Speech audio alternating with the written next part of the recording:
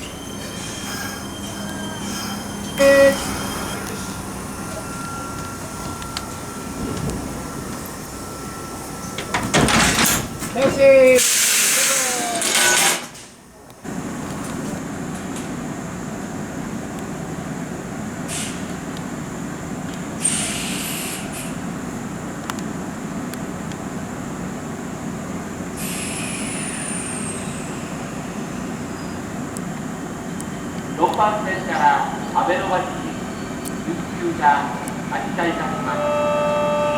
扉が閉まります。ご注意ください。